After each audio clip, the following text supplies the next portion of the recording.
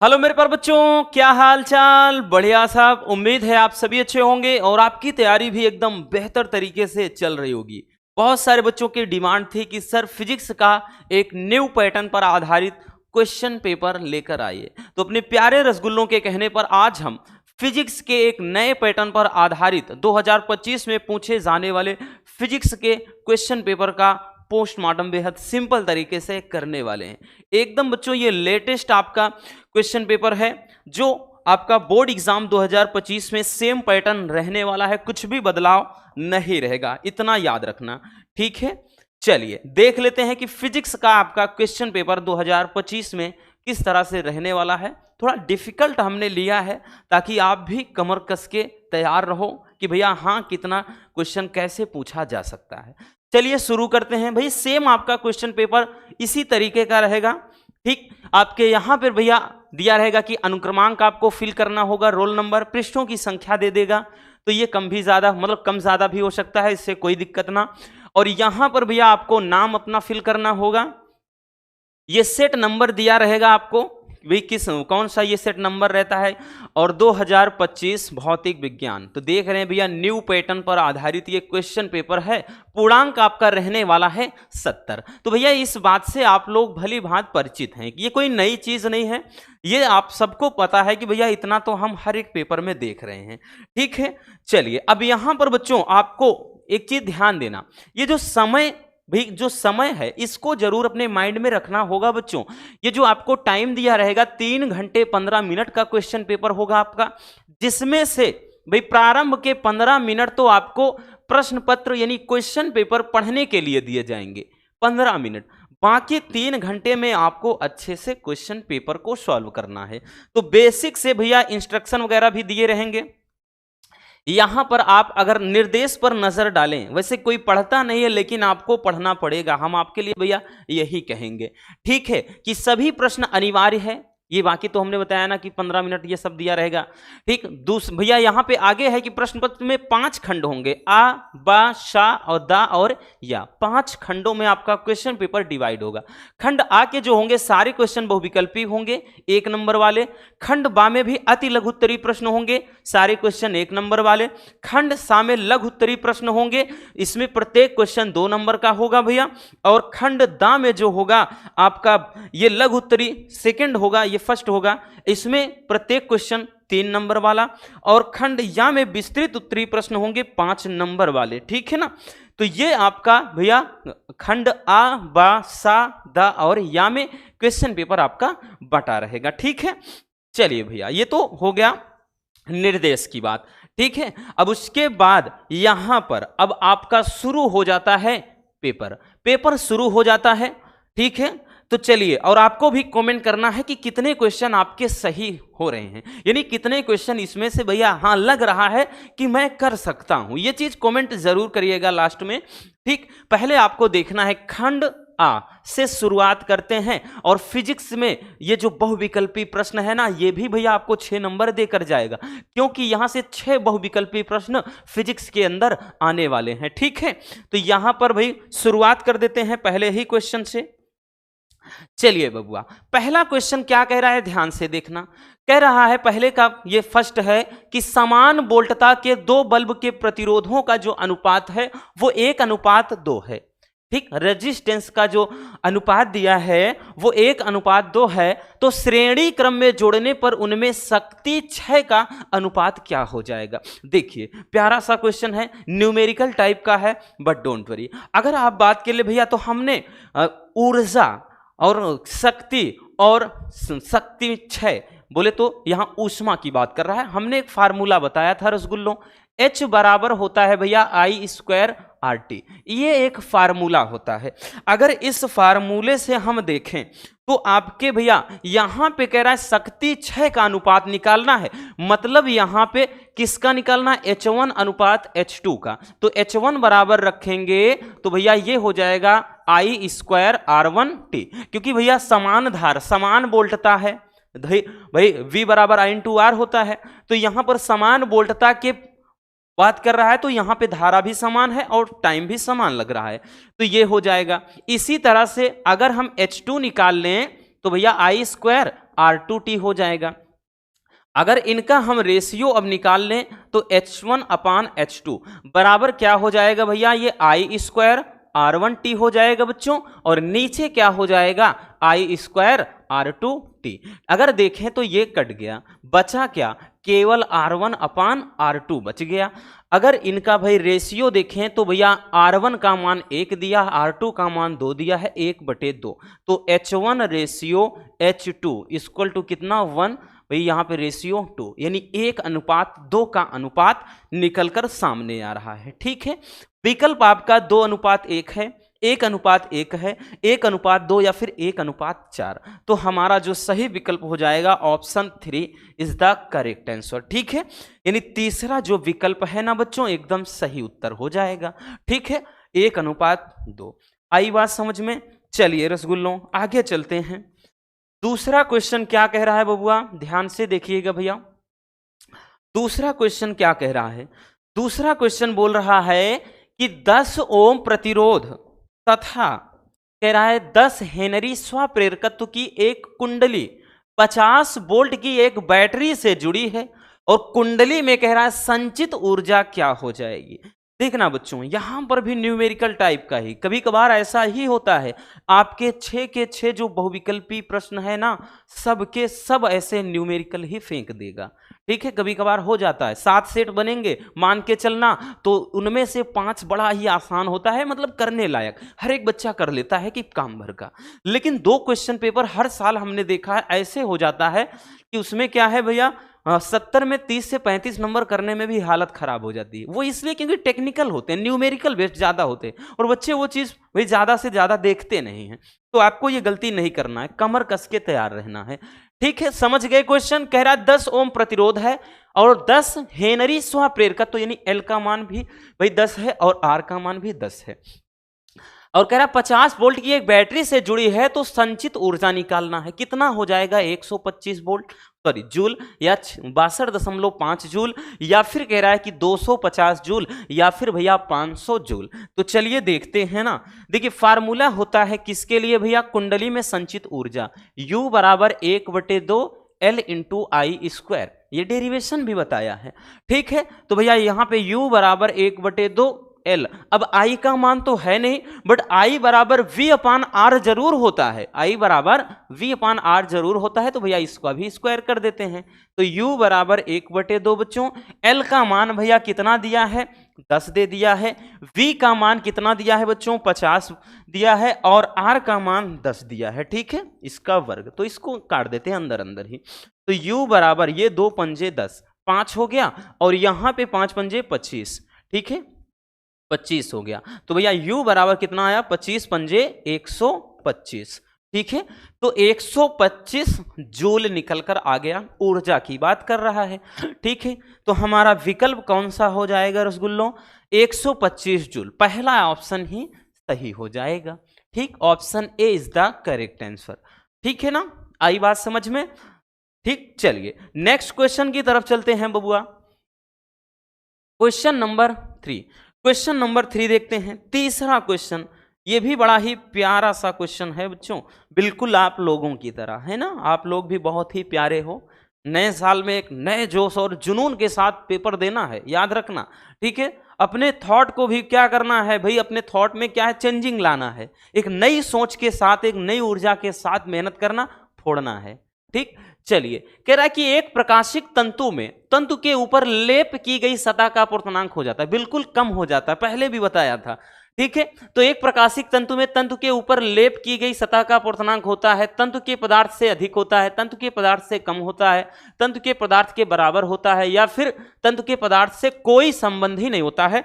तो भैया इसमें कुछ करने की जरूरत ही नहीं होती, तंतु के पदार्थ से कम हो जाता है। ठीक है, चलिए नेक्स्ट क्वेश्चन पर चलते हैं। हमारा अगला क्वेश्चन, क्वेश्चन नंबर 4 क्या कहता है, कह रहा है कि एक खगोलीय दूरदर्शी की आवर्धन क्षमता 10 है तथा नेत्रिका की फोकस दूरी 20 सेमी है, अभिदृश्यक लेंस की फोकस दूरी निकालना है। विकल्प आपका है 2 सेमी, 200 सेमी, या फिर भैया कह रहा है 100 सेमी, या फिर 0.5 सेमी। आपको बताना है कौन सा विकल्प सही हो जाएगा। देखिए जब भी बात कर ले खगोली तो भैया आवर्धन फार्मूला होता है m बराबर FO अपान FE, यही होता है ना। तो m आवर्धन कितना दिया है, आवर्धन क्षमता दे दिया है 10, FO क्या है अभिदृश्यक की फोकस दूरी, FE क्या है नेत्रिका की फोकस दूरी। तो भैया अभिदृश्यक की फोकस दूरी नहीं नेत्रिका की दिया है, तो यानी FO नहीं दिया है, नेत्रिका दिया है 20। ठीक है, तो भैया पूछ रहा है अभिदृश्यक यानी FO का मान पूछ रहा है, FO बराबर कितना हो जाएगा 20 ढाई 200, ठीक 200 सेंटीमीटर। ठीक, तो हमारा कौन सा विकल्प सही हो जाएगा बच्चों, भाई 2 है 200 है 100, हाँ 200 है, ठीक है बिल्कुल है। तो option B is the correct answer. आई बात समझ में, बी हमारा सही विकल्प हो जाएगा, याद रखना, ठीक है ना। चलिए नेक्स्ट क्वेश्चन की तरफ चलते हैं। अगला क्वेश्चन देखते हैं बबुआ, हमारा अगला क्वेश्चन क्या है, क्वेश्चन नंबर 5। क्वेश्चन नंबर 5 क्या है भैया, ध्यान से देखिएगा। क्वेश्चन नंबर 5 बोल रहा है बच्चों कि एक तत्व के परमाणु जो कि द्रव्यमान में भिन्न है, यानी बोले तो परमाणु भार भिन्न है, ठीक, परंतु कह रहा है समान प्रकार के रासायनिक गुण दर्शाते हैं, यानी उनके परमाणु क्रमांक बराबर हैं, तो वो क्या कहलाएंगे। अब कहने की जरूरत ही ना है, आप लोग बहुत ही बढ़िया तरीके से इस बात को जानते हो कि जिनके परमाणु भार अलग हो और परमाणु क्रमांक समान हो उनको क्या कहते हैं, तो कहते हैं समस्थानिक या समप्रोटानिक। विकल्प भी दिया है सम न्यूट्रॉनिक, समस्थानिक, समभारिक, समावर्ती। तो भैया विकल्प आपका हो जाएगा समस्थानिक, ठीक है, option B is the correct answer. ठीक हो गया ना। चलिए अब चलते हैं भैया क्वेश्चन नंबर 6। हमने बताया ना कि भैया 6 बहुविकल्पी प्रश्न आएंगे, याद रखना बच्चों, ठीक, ये बहुत बड़े नंबर होते हैं फिजिक्स के अंदर, 6 बहुविकल्पी प्रश्न, 6 नंबर बहुत ज्यादा होते हैं, ठीक। चलिए क्वेश्चन कह रहा है वायु में प्रकाश की जो चाल है वो 3 × 10⁸ मीटर पर सेकंड है। अब 1.5 अपवर्तनांक वाले कांच में प्रकाश की चाल क्या हो जाएगी, ये आपको बताना है। विकल्प है 1.5 × 10⁸ मीटर पर सेकंड, या फिर भैया कह रहा है कि 2 × 10⁸ मीटर पर सेकंड, या फिर 1 × 10⁸ मीटर पर सेकंड, या फिर 2.5 × 10⁸ मीटर पर सेकंड। भाई ठंड बहुत तेजी से लग रही है आज तो, क्योंकि बाहर पूरा एकदम कोहरा कोहरा है, धुआं धुआं है, और अंदर तो बहुत ही गलन है। चलिए देखते हैं। देखिए एक फार्मूला होता है, एक फार्मूला होता है भैया, अपवर्तनांक पूछ रहा है n बराबर C/v, ठीक, एक बेसिक सा फार्मूला, मजेदार सा है, इसी पर आराम से लग जाएगा।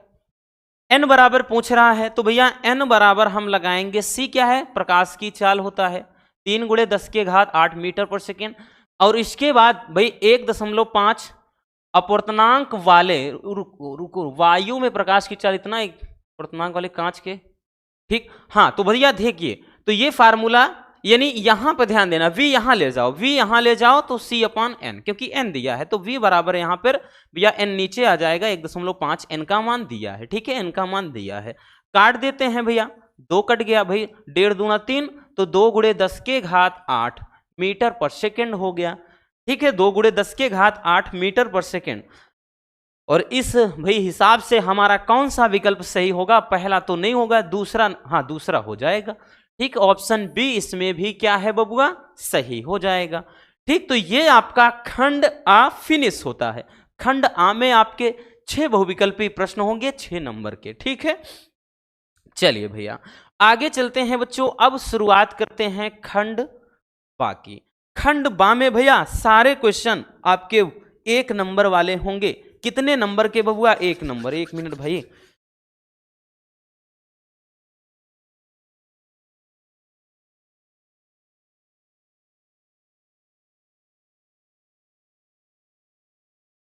देखिए खंड जो बा है इसमें आपके सारे 1 नंबर वाले इसमें भी होंगे।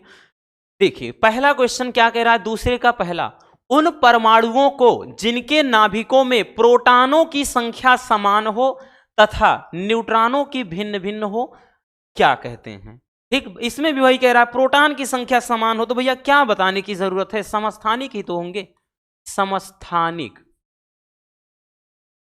समस्थानिक ये भी तो हो ही जाएगा बच्चों, क्योंकि प्रोटॉनों की संख्या समान हो तो समस्थानिक हो गया। ठीक है, नेक्स्ट क्वेश्चन की कुंडली में उत्पन्न वैद्युत वाहक बल का व्यंजक कोणीय चाल के पदों में लिखना है। तो भैया विद्युत वाहक बल का व्यंजक लिखना है तो E बराबर हो जाएगा, ठीक, E बराबर हो जाएगा NAB इंटू ओमेगा, फिर उसके बाद साइन ओमेगा टी। ये हो जाता है भाई फार्मूला आपका। ठीक है, किसके कह रहा है, किसके पदों में, तो कोणीय चाल के पदों में। N क्या है, कुंडली में फेरों की संख्या, A क्या है, क्षेत्रफल है, B क्या है, चुंबकीय क्षेत्र है, ओमेगा क्या है, तो घूर्णन आवृत्ति या कोणीय आवृत्ति कह लें। ठीक है, आई बात समझ में, तो ये हो जाएगा। ठीक, नेक्स्ट देखते हैं भैया। अगला कह रहा है कि दो बिंदु आवेश प्लस 9e है और E परस्पर a दूरी पर रखे हैं। बताइए कि तीसरे बिंदु आवेश Q को दोनों बिंदु आवेशों को मिलाने वाली रेखा के कहां पर रख दिया जाए कि वो संतुलन में हो। भैया ये क्वेश्चन तो बड़ा ही लंबा है, ये क्वेश्चन बड़ा लेंदी सा क्वेश्चन है बबुआ, याद रखना भैया, ये क्वेश्चन थोड़ा लंबा सा है। इसको तो 1 नंबर में कतई नहीं पूछना चाहिए था, ये 3 नंबर वाला क्वेश्चन है। देखिए इसमें क्या है कि 9e है और E एक दूसरे से a दूरी पर, जैसे समझिए इसको, यहां पे प्लस 9e है और एक E है, भैया एक दूसरे से कह रहा है a दूरी पर रखे हैं। ठीक है, यानी दोनों के बीच में जो डिस्टेंस है भैया वो कितनी है बच्चों, a है। अब कह रहा है कि इनके बीच एक तीसरे आवेश Q को कहां रख दें, तो हम मान लेते हैं कि इससे x दूरी पर हम एक आवेश रख दें। अब बाकी बची हुई भाई, बाकी बची कितनी हो जाएगी, टोटल a है, a माइनस एक्स हो जाएगी। तो अब कूलाम का जो नियम आपने पढ़ा है, F1 बराबर भैया, F1 बराबर 1/4 pi epsilon not Q1 Q2, Q1 का मान 9e है, इधर का Q2 का मान यहाँ पे भैया क्या है, क्यों रखा गया है आवेश, ठीक है ना, क्यों आवेश रखा गया है, ये क्यों हो गया अपान r स्क्वायर, इधर की दूरी x है तो x स्क्वायर। इसी तरह से भैया F2 बराबर निकालेंगे 1/4 पाई एप्सिलॉन नॉट, Q1 इधर से अब आ जाइए, ये है, Q2 का मान भैया ये क्यों ही है, और अपान x, इधर का x क्या है, a माइनस एक्स है, इसका स्क्वायर। अगर दोनों संतुलन की अवस्था में हैं तो संतुलन का मतलब बराबर। अब भैया दोनों को अपन बराबर कर देंगे भैया, तो 1/4 पाई एप्सिलॉन नॉट और उसके बाद ये 9e गुड़े Q अपान एक्स स्क्वायर बराबर भैया ये 1/4 pi epsilon not, Q1 E है, Q2 Q है, अपान एक्स स्क्वायर यानी a माइनस एक्स का स्क्वायर। ये से ये कट गया और E इंटू क्यू से ये पूरा कट गया भैया। बचा क्या है बच्चों, 9/x स्क्वायर बराबर, इधर क्या बच गया है भैया, इधर क्या बच गया 1/a माइनस एक्स का स्क्वायर। इसको हम लिख सकते हैं 3/x का स्क्वायर पूरे का स्क्वायर बराबर इसको 1/a माइनस एक्स पूरे का स्क्वायर। भैया ये से ये कट गया, बचा क्या बच्चों, तो भैया 3/x बराबर 1/a माइनस एक्स कर देते हैं ना, 3a minus 3x, 3a minus 3x बराबर यहाँ पे x, ये इधर लेकर चले जाइए तो हो जाएगा 3a बराबर ये उधर जाएगा 4x, या फिर भैया x बराबर कह दें तो कितना हो जाएगा 3a/4, यही क्या हो जाएगा, राइट आंसर हो जाएगा। ठीक है, तो मतलब यहाँ पर तीसरे दूर मतलब आवेश को कहाँ रख दें, तो पहले वाले आवेश से यानी इस वाले आवेश से 3a/4 मीटर की दूरी पर रख दें तो क्या हो जाएगा, यानी मीटर वगैरह नहीं दिया है तो इतनी दूरी केवल लिख दें, इतनी दूरी पर रख दें भैया तो वो संतुलन की अवस्था में हो जाएगा। आई बात समझ में। चलिए नेक्स्ट क्वेश्चन पर चलते हैं बच्चों। हमारा अगला क्वेश्चन क्या है भैया, अगले क्वेश्चन पर चलते हैं, क्वेश्चन नंबर 4। क्वेश्चन नंबर 4 क्या कह रहा है, देखिए क्वेश्चन नंबर 4 ये बोल रहा है कि एक पीएन संधि डायोड का अग्र अभिनत में प्रतिरोध 10 ओम है और कह रहा है यदि अग्र वोल्टेज में 0.025 वोल्ट का परिवर्तन करें तो डायोड धारा में कितना परिवर्तन होगा। डायोड धारा में परिवर्तन पूछ रहा है भैया, धारा में परिवर्तन यानी I बराबर डेल्टा I बराबर लिख सकते हैं डेल्टा V/R, भाई I बराबर V/R होता है। ठीक है, तो भैया विभव में वोल्टेज में कितना परिवर्तन आ रहा है, यहाँ पे देख सकते हैं 0.025 और नीचे क्या है ये 10 है, बस हो गया। या फिर अगर हम इसको सही करना चाहते हैं भैया, हम 1000 का ऊपर नीचे गुणा कर देंगे, 25 ऊपर हो जाएगा, नीचे तो भैया एक ये कितना हो जाएगा 3 जीरो, 1 मिनट ज़्यादा हो गया क्या जीरो, हाँ इतना हो गया। या इसको ऐसे लिख सकते हैं 25 गुणे 10 के घात -4 या 2.5 गुणे 10 के घात -3, यही क्या हो जाएगा आंसर हो जाएगा, इतना एम्पियर की धारा बहेगी। ठीक, छोटा सा क्वेश्चन है।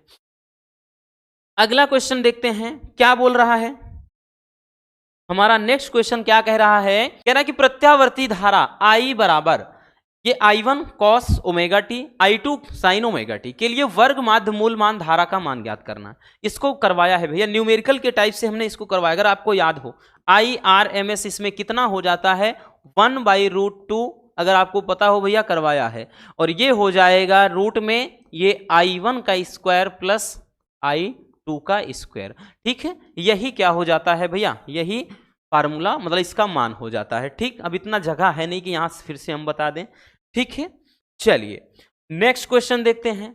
अगला क्वेश्चन भैया क्वेश्चन नंबर 6, क्योंकि 6 आपके क्या है 1 लाइनर भी रहेंगे 1 नंबर वाला। छठा क्वेश्चन है कि क्रांतिक कोण क्या है। तो भैया सघन माध्यम में बना हुआ अपतन कोण जिसके लिए विरल माध्यम में बने अपवर्तन कोण का मान 90 डिग्री हो जाए, उस कोण को ही क्या कहते हैं, क्रांतिक कोण, बोले तो क्रिटिकल एंगल कहते हैं। ठीक है ना, चलिए भैया तो खंड आ और बा फिनिश हो गया। अब बारी है खंड सा की। खंड सा में भैया हर क्वेश्चन आपका 2 नंबर वाला होगा बच्चों।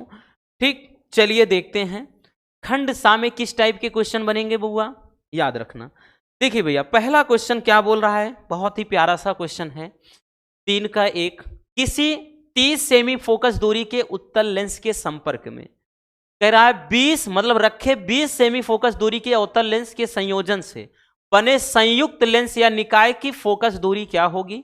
यह तंत्र अभिसारी लेंस है या फिर अपसारी लेंस, और लेंसों की मोटाई की उपेक्षा कीजिए। ठीक है, देखिए क्या है भाई बोल रहा है कि 30 सेमी फोकस दूरी उत्तल लेंस है और 20 सेमी अवतल, यानी उत्तल अवतल दोनों है। संयुक्त लेंस की फोकस दूरी पूछ रहा है, तो भैया एक फार्मूला होता है ना 1/f बराबर 1/f1 प्लस 1/f2।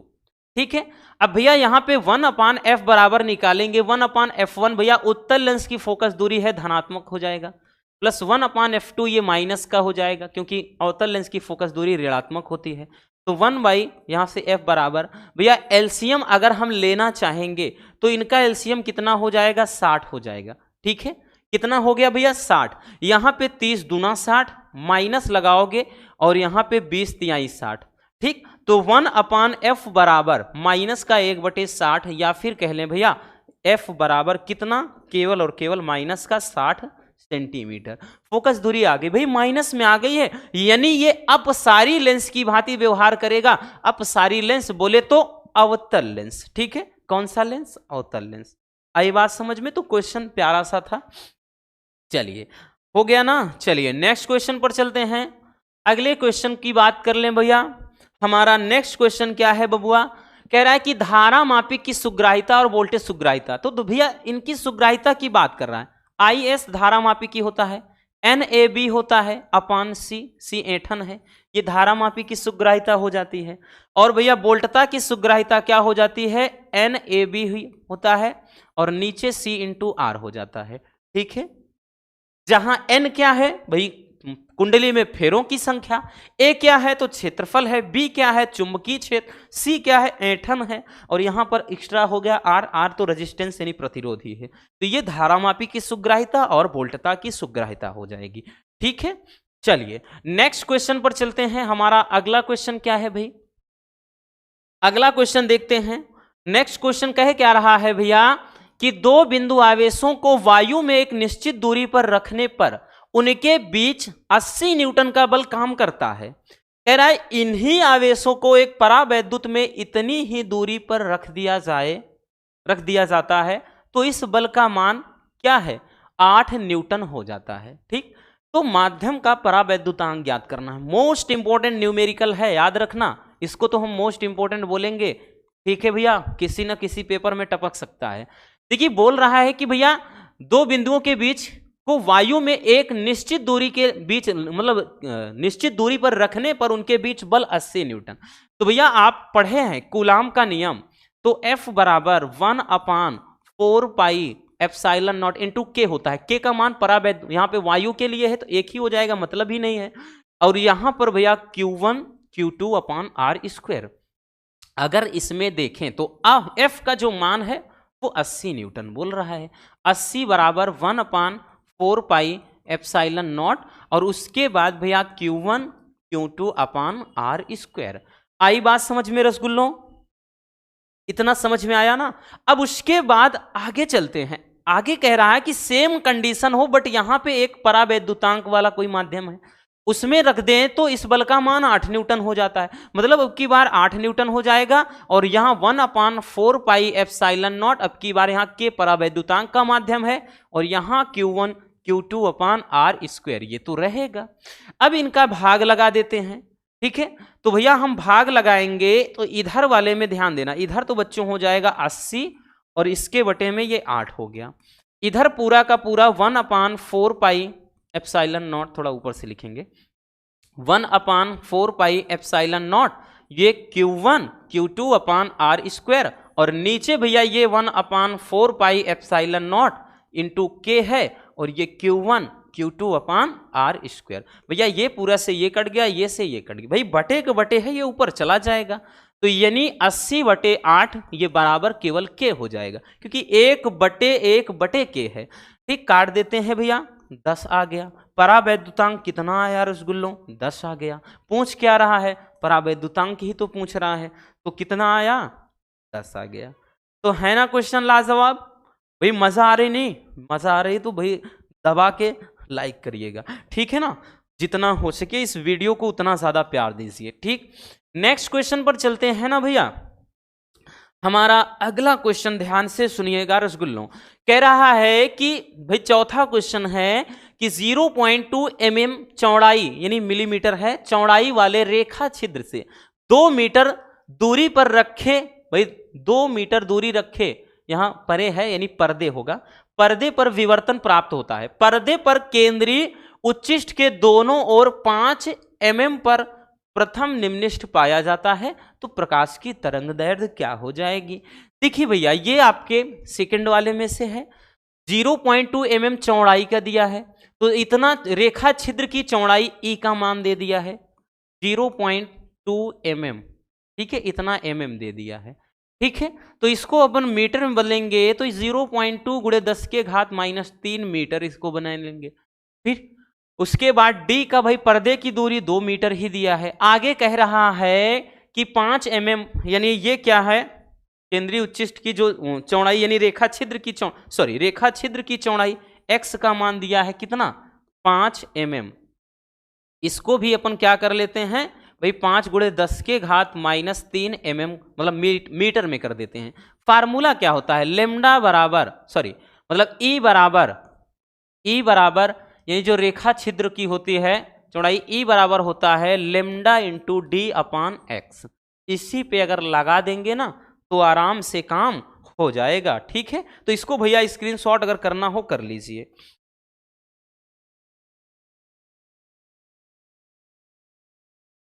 हो गया ना? चलिए तो इस तरह से लगाएंगे। अभी तक वहां के न्यूमेरिकल हमने नहीं करवाया, लास्ट में 1-2 चैप्टर के बचे हैं, करवा देंगे, डोंट वरी। हो गया। अब आते हैं खंड दा में। हो गया ना भैया? हाँ पूरा हो गया। अब खंड दा की शुरुआत यहां से भैया क्वेश्चन आपके 3 नंबर वाले हैं, तो खंड दा। अब खंड दा में थोड़ा क्वेश्चन लेंदी आएंगे भाई। 4 के फर्स्ट में है कि परावैद्युत सामर्थ्य एवं भंजक विभवांतर को भाई परिभाषित करना है। नेक्स्ट क्वेश्चन कह रहा है कि किसी खोखले बेलन के भीतर 17.7 गुणे 10 के घात -12 कूलाम आवेश है। इसके वक्र पृष्ठ के मतलब से संबद्ध वैद्युत फ्लक्स 1.5 न्यूटन मीटर स्क्वायर प्रति कूलाम है। तो कह रहा है कि इसके किसी एक समतल पृष्ठ से संबद्ध वैद्युत फ्लक्स का मान ज्ञात करना है। अगर आपने न्यूमेरिकल वाली सीरीज देखी होगी ना भैया तो ध्यान से समझिएगा, उसमें हमने बताया है, उसमें भैया बताया है, तो यहां पे जो फाई हो जाएगा फाई ई, यहां पे डैश बराबर कर लेते हैं 1/2 होगा, और यहां पे हो जाएगा Q अपॉन एप्सिलॉन नॉट, और माइनस का फाई, ठीक है, यानी फाई ई। बस यही हो जाएगा, इसी पे रख देंगे ना, 1/2 हो गया भाई Q upon epsilon not. Q का मान कितना है, इतना आवेश दे दिया है, तो यहां पे 17.7 गुणे 10 के घात माइनस का 12, और भैया नीचे एप्सिलॉन नॉट का मान होता है 8.85 गुणे 10 के घात माइनस का 12, माइनस भैया उसके बाद कितना दिया है 1.5, तो यहां 1.5 दिया है। ये काट देते हैं ना भैया, ये पूरा कट गया, 8 दूना 16, यानी 2 बार में कट जाएगा। बचा कितना है, तो बच गया ना, कितना बचा यहां देख लेते हैं, 1/2 बचा है, ठीक। उसके बाद कोष्टक में 2 माइनस 1.5, तो भैया 1/2, और यहां पर कितना बच गया भैया, तो काटेंगे कितना, यहां पे घटा देंगे, अगर भाई 1.5 में 0.5 ही आएगा, काट देंगे तो 0.025 आएगा, ठीक है ना। तो इतना क्या हो जाएगा, वैद्युत फ्लक्स का मान हो जाएगा, यही हमारा आंसर हो गया भैया, ठीक है। आई बात समझ में, तो देख रहे हैं ना कि क्वेश्चन का लेवल क्या है।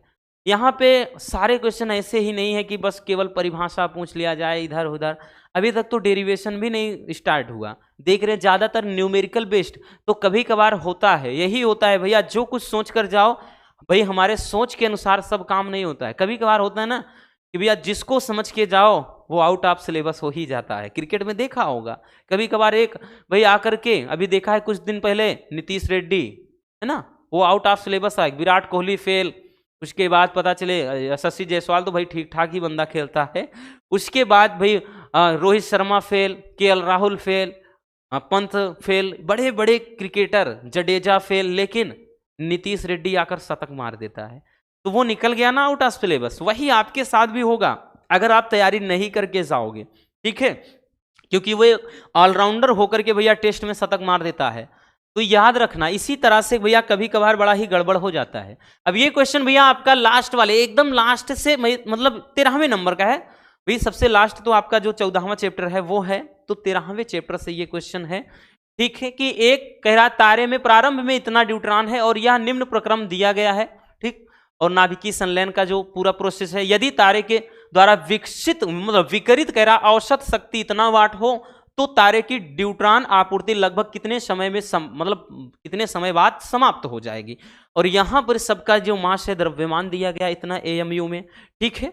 तो यहां पर इस सारे क्वेश्चन को भैया हम जब करवाएंगे वन शॉट में, तो वहां पर ढंग से आपको समझा देंगे। ये क्वेश्चन बड़ा आसान होता है, इसमें केवल जोड़ घटाना होता है बस, ठीक है, जोड़ और घटाना। नेक्स्ट देखते हैं अगला क्वेश्चन, क्वेश्चन नंबर 4, एक मिनट भैया, क्वेश्चन नंबर 4 क्या कह रहा है जरा देखते हैं गौर से। क्वेश्चन नंबर 4 कह रहा है किसी प्रत्यावर्ती धारा शक्ति के लिए सूत्र लिखना है, ठीक, प्रत्यावर्ती धारा की शक्ति के लिए P बराबर V into I cos phi होता है ना, वही वाला, ठीक है, और LCR प्रत्यावर्ती धारा परिपथ में प्रतिबाधा का भी सूत्र लिखना है। तो प्रतिबाधा का सूत्र क्या होता है भैया, Z बराबर आपका भाई R स्क्वायर, यहां पे प्लस XL माइनस XC का स्क्वायर, ठीक है, यही तो होता है प्रतिबाधा का। तो ये प्रतिबाधा का सूत्र पूछ लिया था, ठीक, समझ में आया। नेक्स्ट क्वेश्चन क्या है, अगला क्वेश्चन कह रहा है कि वर्ण विक्षेपण से क्या तात्पर्य, और वर्ण विक्षेपण क्षमता का सूत्र लिखना है। तो वर्ण विक्षेपण क्षमता लाइट का आप वन शॉट देख लीजिएगा और कुछ नहीं समझना है, नहीं तो वर्ण विक्षेपण क्षमता ऐसे ही सर्च मारो, टॉपिक देख लेना वीडियो, ठीक है। कि वर्ण विक्षेपण तो भाई बताया है कि जब श्वेत प्रकाश प्रिज्म से गुजारा जाता है तो 7 रंगों की एक पट्टी बन जाती है, इस घटना को ही वर्ण विक्षेपण कहा जाता है। वर्ण विक्षेपण क्षमता में तो क्या होता है भैया कि जो आपका होता है बैगनी और लाल रंग के बीच का कोणीय विक्षेपण, ठीक, और कह रहा है बीच वाले का जो होता है विचलन कोण का अनुपात ही वर्ण विक्षेपण क्षमता होता है, ये भी बताए हैं, ठीक है। तो यहां पर भाई उसके लिए सूत्र लिखना था, ठीक है, निगमित करना था, जो डेरिवेशन करवाया है। अगला क्वेश्चन भैया कह रहा है कि 5 के का में, यहां पे भी 3 नंबर वाला, क्योंकि 3 नंबर वाला आपका ज्यादा क्वेश्चन पूछा जाता है, ठीक, 5 5 10 नंबर यानी 30 नंबर का यही रहता है। कह रहा है कि निलंबित कुंडली धारामापी की संरचना को बनाना है, समझाना है। अगला है तरंगाग्र को प्रकाश स्रोत की आकृति के आधार पर कितने भागों में बांटा गया है, तो अच्छे से समझाया है ना, समझाया है बबुआ, अगर आपको याद हो कि भैया गोलीय तरंगाग्र होता है, ठीक है, और उसके बाद अगर हम बात कर लें तो एक होता है स्लिट के रूप में, ठीक है, स्लिट या जिसको बोलते हैं, क्या बोलते हैं, बेलनाकार तरंगाग्र, बेलनाकार तरंगाग्र। और एक तो आपका भैया क्या होता है, समतल तरंगाग्र, समतल तरंगाग्र। भैया जब क्या हो भाई, प्रकाश स्रोत एक मतलब बिंदु के रूप में हो, तब वहां से जो तरंगाग्र बनता है वो गोलीय तरंगाग्र है। और बेलनाकार तरंगाग्र, देखिए गोलीय में तो यही होता है ना, आपको समझाया था भैया, ये गोलीय तरंगाग्र है।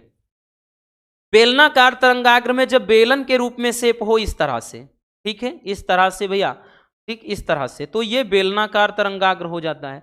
अब एक है समतल तरंगाग्र, तो समतल में अगर आप ध्यान से देखें तो इसको भी अच्छे से समझाया था बबुआ, ठीक है। समतल तरंगाग्र में क्या होता है, इस तरह से स्ट्रक्चर बनता है, ठीक है, समतल तरंगाग्र। इसमें क्या होता है भाई, इस तरह से एक समतल ज्यामिति यानी स्ट्रक्चर बनती है ऐसे, ठीक, इस तरह से होता है इसमें समतल तरंगाग्र में, इस तरह से। तो जिसमें क्या है कि जब दूरी अधिक बढ़ती है तो दूरी अधिक बढ़ने के साथ जो तरंगाग्र होता है वो समतल हो जाता है, तो वो समतल तरंगाग्र हो जाता है, ठीक। चलिए नेक्स्ट क्वेश्चन की तरफ चलते हैं। हमारा अगला क्वेश्चन क्या कह रहा है, अगला क्वेश्चन क्या है भैया, अगला क्वेश्चन जरा गौर से देखिएगा।